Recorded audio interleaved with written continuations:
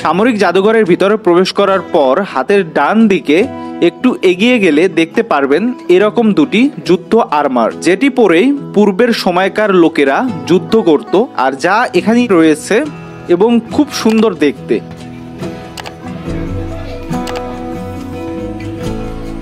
এখানে থাকা এই কামানটি পলাশী যুদ্ধে ব্যবহার করা হয়েছে, যা আসলে একটি ইতিহাসের সাক্ষী হয়ে রয়ে আছে। এই স্থানে এই কামানের যাবতীয় তথ্য দেয়া আছে, আর এতে সবকিছু তুলে ধরা হয়েছে এই কামান সম্পর্কে। আপনারা চাইলে জেনে নিতে পারবেন। চলুন অন্য কিছু দেখে আসা যাক।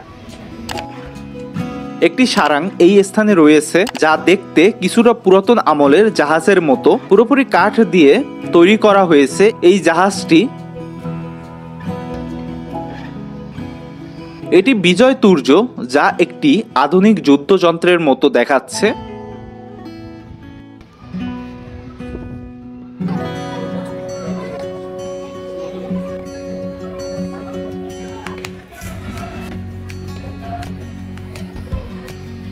এই স্থানে রয়েছে পুরাতন আমলের যুদ্ধক্ষেত্রে ব্যবহৃত বেশ কিছু অস্ত্র, যা ঐতিহাসিক। বন্দুক, তলোয়ার সহ কুঠার, তিনটি বিশাল আকৃতির যুদ্ধ অস্ত্র যা এই স্থানে রয়েছে। বেশ কিছু পিস্তল ও রাইফেল এখানে রয়েছে, আর এগুলো তখনকার আমলের যুদ্ধক্ষেত্রে ব্যবহৃত হতো।